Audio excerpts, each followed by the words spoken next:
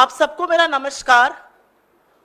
और कई बार ऐसा होता है कि कुछ किस्से, कुछ चीजें आप पढ़ते हैं तो लगता है कि ये पिक्चर का सीन चल रहा है, ये किसी घिनौनी गंदी पिक्चर का सीन चल रहा है,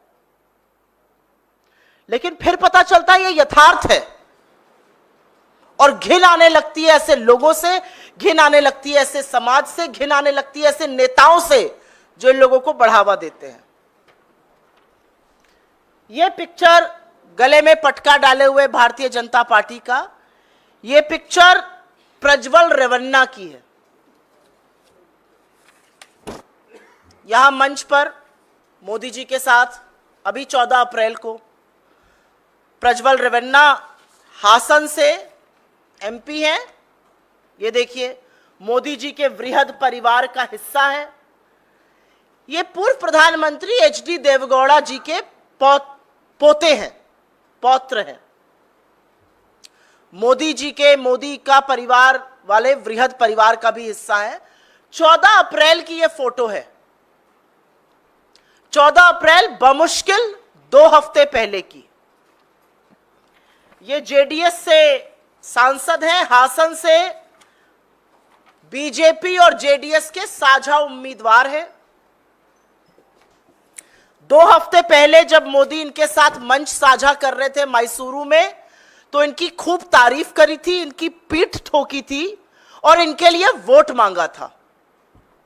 14 अप्रैल को, इसी महीने की 14 तारीख को ये नेता देश से फरार हो चुके हैं। और अगर आप इनके जघन्य अपराधों को सुन लीजिएगा तो दिल दहल जाएगा। और एक औरत होते हुए थोड़ी बोलने में भी शर्म आती है। सैकड़ों महिलाओं का जीवन तहस नहस करने के बाद यह आदमी देश छोड़कर भाग गया है। इस आदमी के हजारों पॉर्न वीडियो वायरल हैं, हजारों पॉर्न वीडियो। और उस पॉर्न वीडियो में ये हर उम्र की औरत के साथ जोर जबरदस्ती करता हुआ दिख रहा है। ये हर उम्र की औरत का यौन शोषण करता हुआ दिख रहा है। उनकी असहमति के बावजूद, और इसमें इसके घर पर काम करने वाली महिलाएं हैं, पार्टी की कार्यकर्ता है, पार्टी की सांसद है, जिला पंचायत की सदस्य है, यहां तक कि एक 63 साल की घर पे काम करने वाली महिला जो हाथ जोड़ के कह रही है ऐसा मत करो। यह रिकॉर्डिंग ये खुद करके, और एक पेन ड्राइव में इनकी सारी रिकॉर्डिंग मिली है। क्या मोदी जी इसकी दरिंदगी के बारे में जानते थे या अनभिज्ञ थे? नरेंद्र मोदी इसके यौन कृत्यों के बारे में पूरी तरह से जानते थे। उनको हर बात का पता था। उनको पता था कि इसके हजारों अश्लील पॉर्न वीडियो है जहां पर इसने औरतों के साथ जघन्य यौन उत्पीड़न का काम किया है, सैकड़ों औरतों की जिंदगी बर्बाद करी है, उसमें हर उम्र की महिला शामिल है। बुजुर्ग 63 साल की काम करने वाली घर पर से लेकर सांसदों और कार्यकर्ताओं तक सब पता था नरेंद्र मोदी को। सब पता था 14 अप्रैल को जब वो मिल रहे थे, सब पता था जब उसको अपना साझा उम्मीदवार बना रहे थे।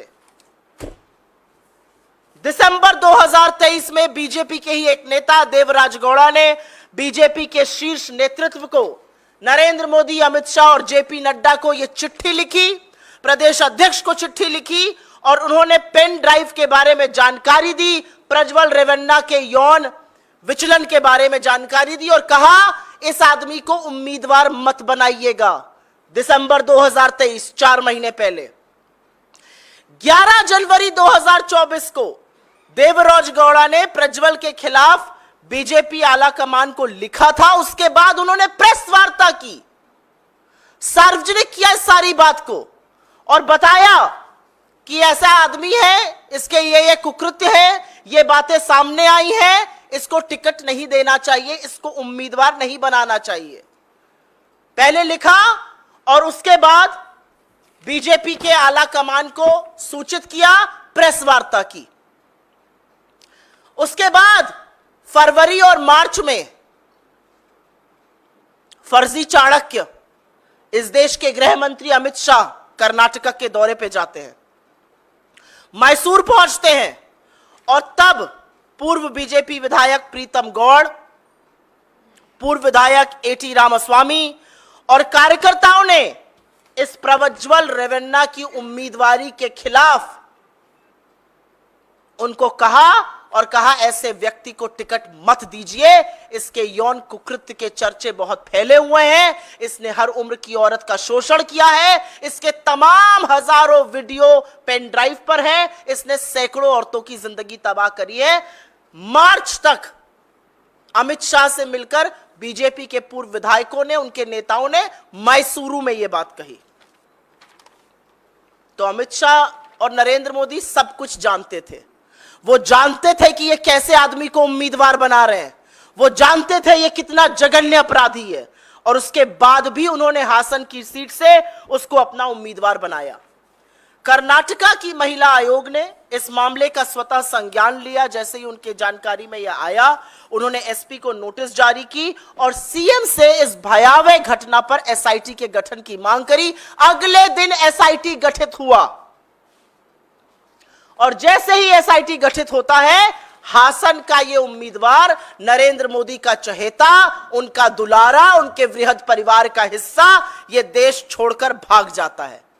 एसआईटी पूरी कोशिश कर रही है, एसआईटी हर संभव प्रयास कर रही है इसके प्रत्यार्पण का, कि भारत लाके इसकी जांच पूरी की जा सके। लेकिन आज सवाल यह है कि बेटी बचाओ, बेटी पढ़ाओ, नारी अभिवंदन, नारी शक्ति, महिला सम्मान, ये सब बातें फर्जी हैं, क्योंकि नरेंद्र मोदी जानते थे कि स्टेज पर खड़े हुए उनके बगल के इस व्यक्ति ने, उनके साझा उम्मीदवार ने क्या किया, वो सब जानते थे और उसके बाद भी उम्मीदवार बनाया। तो आज प्रधानमंत्री को इस बात का जवाब देना पड़ेगा कि किस हैसियत से, क्या सोचकर आपने इतने घिनौने दरिंदे को अपना साझा उम्मीदवार बनाया, और हर बार आप महिलाओं के खिलाफ अपराध करने वालों के साथ ही क्यों खड़े होते हैं? प्रधानमंत्री चुप रहेंगे, देश की महिला बाल विकास मंत्री, जैसा कि आप सब जानते हैं, मौन धारण कर लेती हैं। महिला सुरक्षा, महिला अपराध का कोई भी मुद्दा हो, वो सिर्फ एक मुद्दे पर बोलती है और वो आप सब मुझसे बेहतर जानते हैं।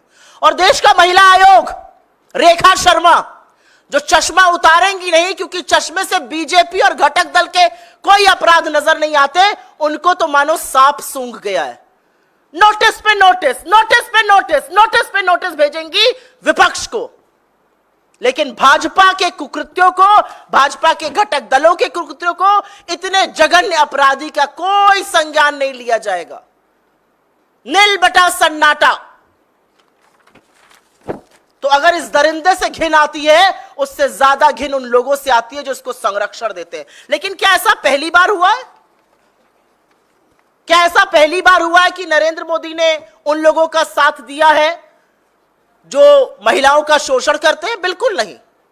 कुलदीप सिंह सेंगर की गिरफ्तारी तब हुई थी, जो दोषी पाए गए थे हत्या और बलात्कार के, गिरफ्तारी तब हुई थी जब इलाहाबाद हाई कोर्ट को बोलना पड़ा था, चिन्मयानंद पर कोर्ट को बोलना पड़ा था। सोनभद्र के विधायक राम दुलार गोंड, जो पॉक्सो में नाबालिग के रेप के दोषी पाए गए, उनको टिकट तब दिया था जब उनके ऊपर पॉक्सो का मुकदमा चल रहा था। चाहे वो उत्तराखंड की अंकिता भंडारी हो, चाहे वो गुजरात की बिल्किस बानो हो, और चाहे वो दिल्ली में बैठी हुई सबसे होनहार बेटियां हो जो यौन शोषण का आरोप लगाती हैं, उनको बूटों के तले रौंदा जाता है। लेकिन आरोपी को मोदी जी गोदी में बिठाकर संरक्षण देते हैं। आज तक उसका टिकट नहीं काट पाए हैं। और मैं बृजभूषण शरण सिंह की बात कर रही हूं। हर बार आधी आबादी के खिलाफ जघन्य कुकृत्य करने वालों के साथ नरेंद्र मोदी क्यों खड़े होते हैं? हर बार वो चुप क्यों रहते हैं?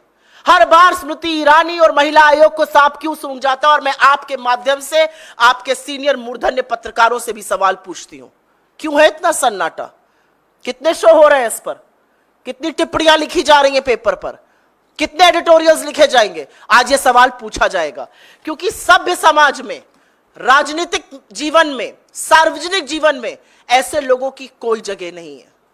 और ऐसे लोगों को बढ़ावा देने का काम, ऐसे लोगों को संरक्षण देने का काम, ऐसे लोगों को राजनीतिक हैसियत बढ़ाने का काम खुद नरेंद्र मोदी और अमित शाह कर रहे हैं। यह असलियत है। I will very briefly make a small statement in English on this. This gentleman right here is former Prime Minister H.D. Devgowda's grandson Prajwal Revanna. He is the MP from Hassan in Karnataka. He is also the joint candidate of Narendra Modi's BJP and its ally JDS. This man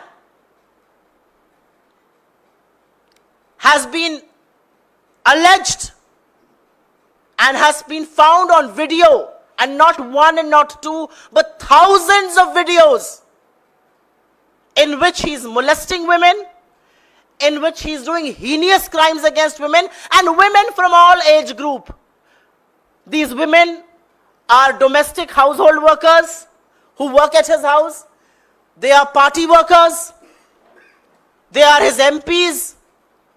That's the kind of man he is. Thousands of videos, hundreds of women whose life have been destroyed by this man. A 63-year-old house help, a woman old enough to be his mother, maybe his grandmother, is seen pleading on one of the videos saying, don't do this to me. Don't record this. Don't do this to me. 63-year-old woman. And still, he is the joint candidate of Narendra Modi's BJP and his ally JDS. Did Mr. Modi not know about him? He knew every single thing. He knew exactly about the videos. He knew exactly who this guy was. He knew exactly the women who had been molested. Because on the 13th of December, 2023, his own leader, Devaraj Gowda, wrote to the Prime Minister and to the BJP president and to the local unit of the BJP, talking about the pen drives, talking about the sexual misconduct. In fact, in January 2024, the same leader, Devaraj Gowda, did a press conference which was in the public domain. He spoke about the sexual misconduct. He spoke about the molest. He spoke about those thousands of videos. And not just that, in February and March, when Amit Shah visited Mysuru to stitch that alliance, he was told by not one, but multiple BJP leaders, from Pritam Gowda to A.T. Ramaswamy to thousands of workers in the BJP, who told him, do not make Prajwal Revanna your candidate in Karnataka. Do not announce his candidature, because he is known to be a man who inflicts sexual violence on women. He is found to be inappropriately behaving with women on camera. These women are from different stratas of society. They belong to different age groups. And yet on the 14th of April, you find the Prime Minister sharing the stage with Prajwal Revanna. The Prime Minister doesn't just praise him, he asks for votes in his favor. That's who the Prime Minister is. Is this the first time that the Prime Minister has stood with perpetrators of crime against women? No. Will this be the last? I don't know about that. With Mr. Modi, you never know. This will perhaps not be the last.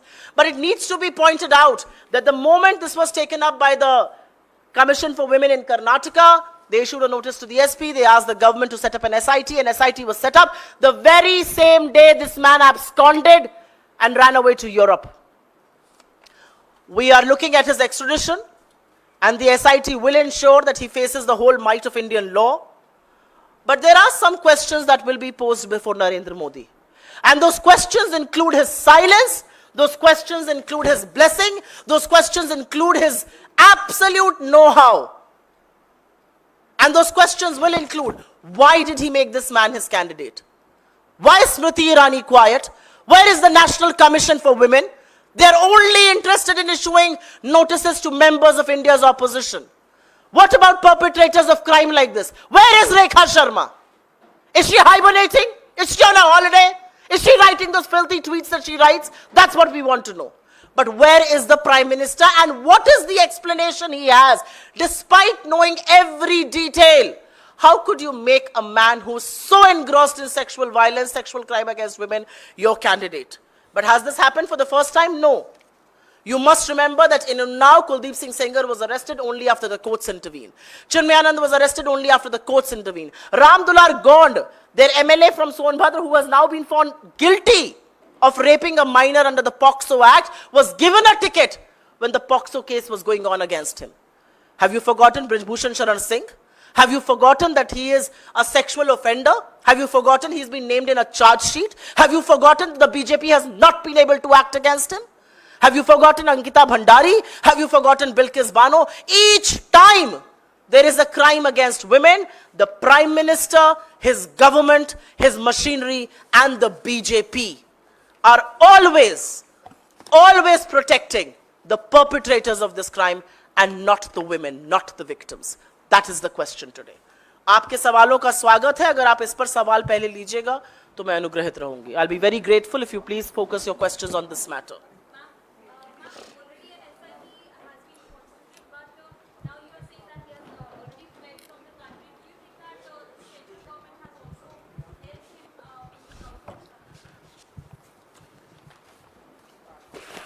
This is the role of the central government. 14th of April 2024, 15 days before, this is the role of the central government. This is the role of not just the central government, this is the role of the head of the government, the Prime Minister himself, sharing a stage, encouraging this man, asking for votes, praising him in a public meeting. And this, when Narendra Modi was fully aware of what he has been charged with. He knew about the videos. He knew about this man's sexual misconduct. And he still went ahead, made him his candidate, praised him, shared a stage with him. Are you telling me Mr. Modi did not have a role in him fleeing? Answer that question for me.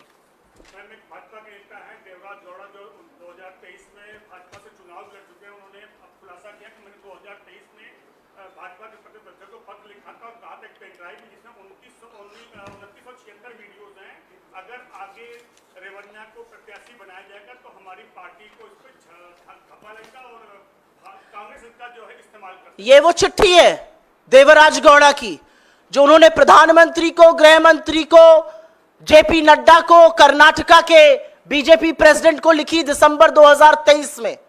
इस चिट्ठी में उन्होंने pen drive के बारे में लिखा. इस चिट्ठी में उन्होंने वो सारे कुकृत्यों का वर्णन किया. उन्होंने कहा कि बिल्कुल किसी कीमत पर इस आदमी को उम्मीदवार नहीं बनाना चाहिए. यह दिसंबर 2023 की चिट्ठी है. जनवरी 2024 में उन्होंने प्रेस वार्ता की, सार्वजनिक रूप से प्रेस वाले आए, उनके सामने उन्होंने सारी बातें रखी. और मार्च में जब अमित शाह मैसूर गए तो सिर्फ देवराज गौड़ा ने नहीं, बीजेपी के तमाम और नेताओं ने, उसमें से पूर्व विधायक प्रीतम गौड़ा, पूर्व विधायक एटी रामास्वामी और बहुत सारे कार्यकर्ताओं ने कहा कि इस जाहिल, इस दरिंदे को टिकट मत दीजिए. उसके बावजूद भी टिकट दिया गया. उसके बावजूद टिकट ही नहीं दिया गया, उसके बावजूद उसका प्रचार भी किया गया, उसके बावजूद उसको प्रोत्साहित भी किया गया, उसके कंधे पर हाथ रख के उसकी प्रशंसा भी की गई. यह है नरेंद्र मोदी का असली चाल चरित्र और चेहरा. मुंह नहीं होना चाहिए इस देश के प्रधानमंत्री का औरतों का नाम लेने के लिए. आधी आबादी की बात करते हैं, किस हैसियत से मंगलसूत्र की बात करते हैं? एक ऐसे व्यक्ति को अपनी गोदी में बिठाकर जो औरतों के साथ, 63 साल की एक वृद्ध महिला के साथ, सोच सकते हैं आप, आपके घर में जो औरतें मजबूरी में काम कर रही हैं उनके साथ, अपनी पार्टी के कार्यकर्ताओं के साथ, जिला पंचायत सदस्यों के साथ, महिला सांसदों के साथ, यह असलियत है इस आदमी की. और उस आदमी को प्रोत्साहित करने का, संरक्षण देने का काम कोई और नहीं, इस देश का प्रधानमंत्री नरेंद्र मोदी कर रहे हैं.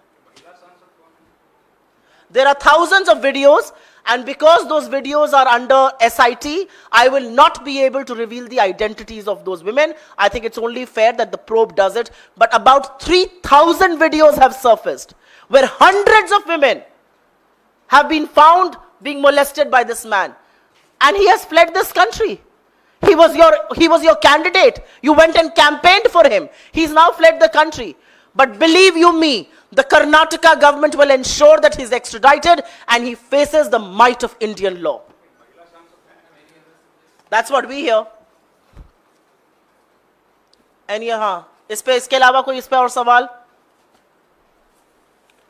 महिलाओं को तो मुझे लगता है थोड़ी शर्म भी आनी चाहिए कि ऐसे देश में हम रह रहे हैं. घिन आती है कि जहां का प्रधानमंत्री ऐसे लोगों का सहयोग कर रहे हैं, संरक्षण कर रहे हैं। शायद इसीलिए आप लोग सवाल पूछने में असमर्थ हैं। जी,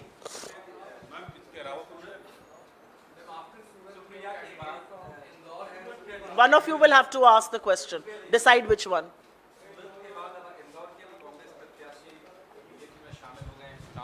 किस तरह से पार्टी देखती है? उनके ऊपर एक मुकदमा था। आप सवाल पूछ चुके हैं। नामांकन की उस पे धारा जोड़ी गई है हत्या के प्रयास की, तो क्या ये माना जाए कि अगर आप बोल चुके हो तो मैं जवाब दे दूं। आपने जिन सज्जन का नाम लिया, उनकी कुछ यूनिवर्सिटीज और कॉलेज चलते हैं, उनके ऊपर एक मुकदमा किया गया जिसमें हत्या की धारा जोड़ी गई। उनके ऊपर क्या प्रेशर था मुझे नहीं पता, लेकिन ऐसे ही कोई जाकर अपना नामांकन वापस नहीं ले लेता है और बीजेपी का दामन नहीं थाम लेता है। जब हम चीख चीख कर कहते हैं कि इस लोकतंत्र का चीरहरण हो रहा है, तो यह लोकतंत्र का चीरहरण ही है। कैंडिडेट्स को डरा धमकाकर, उनके प्रस्तावकों को डरा धमकाकर, उनके खिलाफ ऐसी ऐसी धाराएं लगाकर, उनके धंधा पानी को चौपट करके जो काम भारतीय जनता पार्टी कर रही है, इसको चुनाव जीतना नहीं कहते हैं, इसको लोकतंत्र का चीरहरण कहते हैं। और वो करने का काम भारतीय जनता पार्टी और खुद उसके शीर्ष नेता कर रहे हैं। The gentleman in question has multiple universities and colleges in the state that we spoke about. The gentleman in question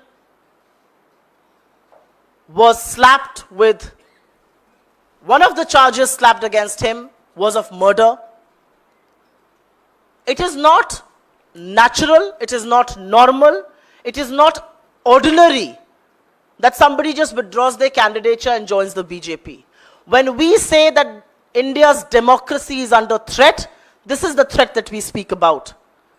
The threat is to coax candidates, to put pressure for them to withdraw, to intimidate them, to intimidate their proposers, and that is what is happening. So anybody who questions us, and multiple colleagues of yours question us, kahan hai democracy khatre mein? Yahan hai democracy khatre mein.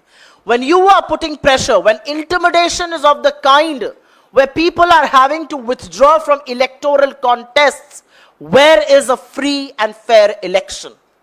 Where is a free and fair election when the Prime Minister delivers a hate speech, but he is not held responsible?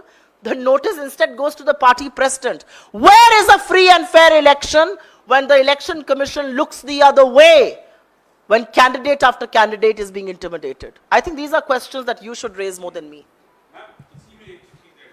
Shivraj Singh Chauhan इसी पे कह रहे हैं कि ये प्रधानमंत्री की चमत्कारी नीतियों का नतीजा है कि कांग्रेस के लोग भी अब भाजपा में आ रहे हैं।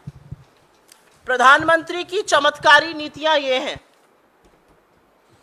प्रधानमंत्री का चमत्कार प्रज्वल रेवन्ना में दिखता है, जो सैकड़ों औरतों का बलात्कार करता है, उनका यौन शोषण करता है, उसके वीडियो सामने आते हैं। 5 महीने से प्रधानमंत्री को पूरी जानकारी है और उसके बाद भी उसको ना सिर्फ अपना साझा उम्मीदवार बनाते हैं, उसके साथ मंच शेयर करते हैं, उसके कंधे पर और उसकी पीठ को थपथपाते हैं, उसकी प्रशंसा करते हैं, उससे वोट मांगते हैं। यह है प्रधानमंत्री का चमत्कार।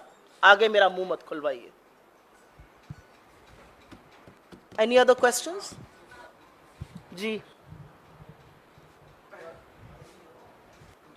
बोलिए। पहले वाला जो आपका विषय था उससे संबंधित है। प्रधानमंत्री ने अभी एक रैली में कहा कि विपक्ष के लोग मैदान छोड़कर भाग चुके हैं और मेरी आवाज में भद्दी भद्दी वीडियो बना करके ये लोग पोस्ट कर रहे हैं सोशल मीडिया पर। सूप तो सूप, बोले छलनी जिसमें 72 छेद। प्रधानमंत्री बात करेंगे वीडियो की काट छाट की, प्रधानमंत्री बात करेंगे भद्दी बातों की, प्रधानमंत्री बात करेंगे उनके स्टेटमेंट को कैसे चलाया जा रहा है। अरे थोड़ा गिरेबान में झांक कर देखिए, एक शब्द नहीं बोल पाइएगा।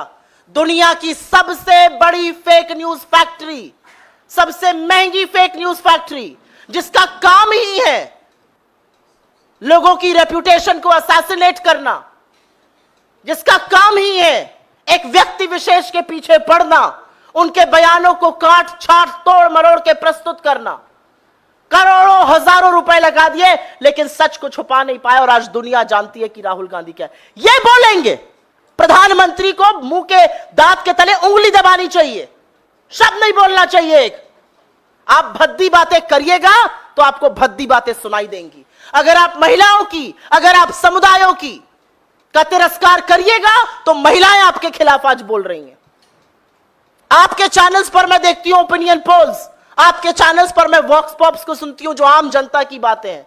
वो क्या क्या बातें प्रधानमंत्री के लिए बोल रहे हैं, सुनकर दुख होता है। सुनकर दुख होता है कि इस देश के प्रधान पंत के लिए वो बातें कही जा रही हैं। प्रधानमंत्री रोएंगे, मेरे नेता सही कहते हैं, अब रोने वाले हैं, जल्दी रोएंगे, देखते जाइए। अभी अभी सुप्रिया जी, कैंडिडेट तो नॉमिनेशन जो वापस ले रहे हैं, आप कह रहे हैं कि डरा धमका कर, लेकिन लवली जी जो हैं, जो दिल्ली के आपके प्रदेश अध्यक्ष हैं, उन्होंने किस डर के मारे वापस लिया, अपने अध्यक्ष पद से इस्तीफा दिया है? क्या तो आरोप लगा रहे हैं पार्टी पर?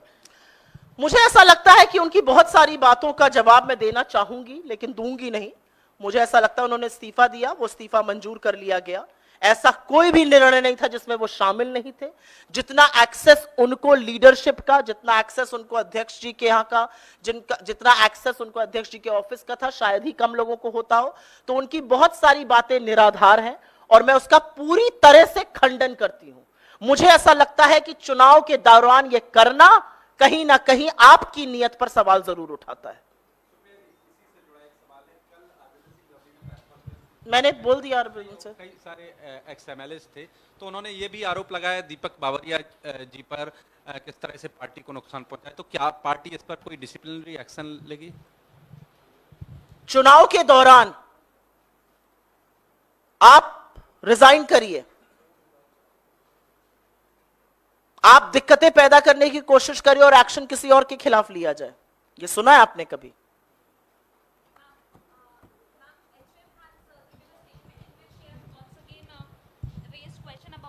PM face of India Alliance, he said that this country needs a stable government, and India Alliance there will be for some time there will be the Prime Minister Sharad Pawar or Rahul Gandhi or Mamata Banerjee. So this country basically needs a stable government which can be given by BJP only. मैं बहुत खुश हूं। पहले मैं इसका जवाब हिंदी में दूंगी, उसके बाद अंग्रेजी में दूंगी। 2 हफ्ते पहले तक तो 400 पार का नारा चल रहा था। अब कह रहे हैं कि हमारे अलग अलग प्रधानमंत्री बनेंगे, मतलब मान गए कि सरकार तो हमारी बनने वाली है। इसका साधुवाद, मतलब समझ गए कि सत्ता में तो हम आ रहे हैं।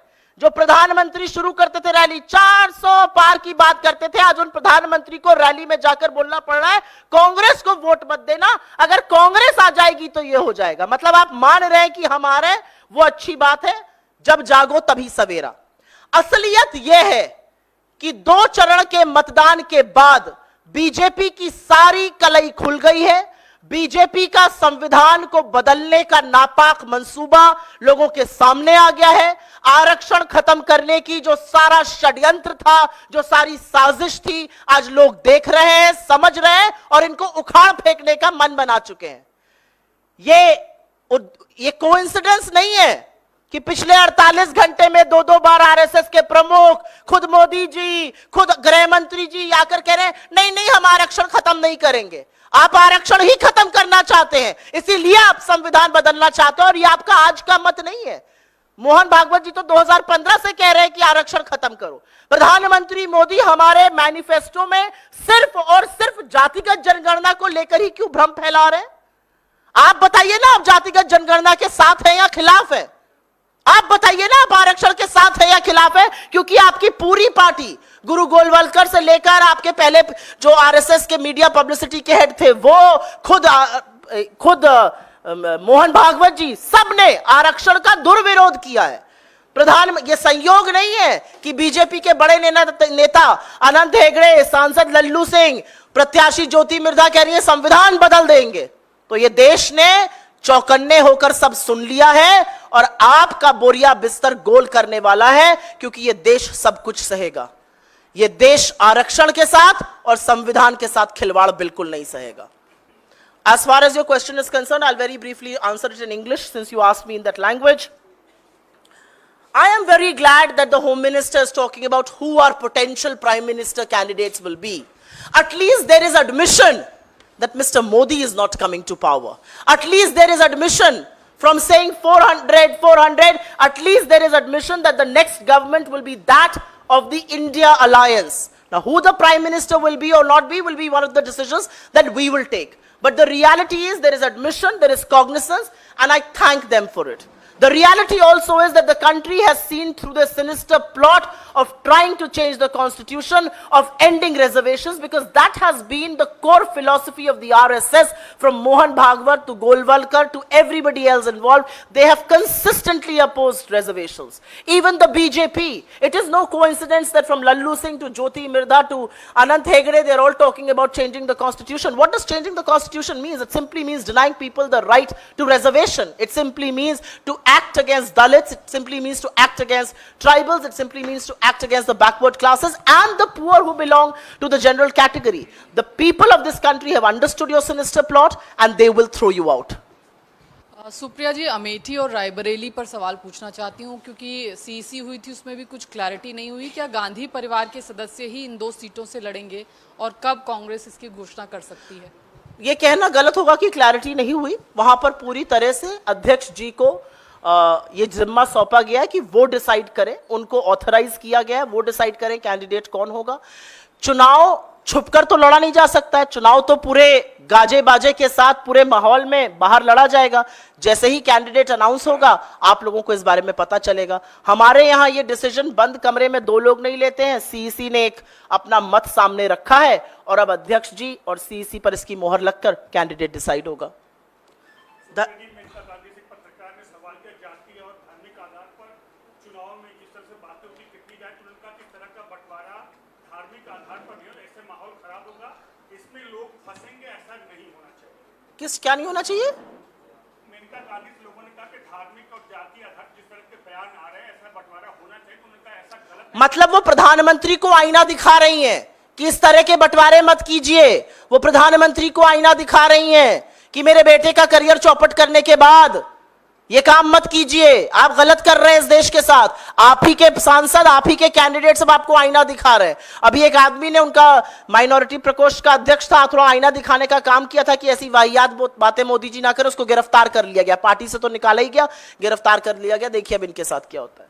चलिए, बहुत बहुत धन्यवाद आप लोगों का। Thank you very much.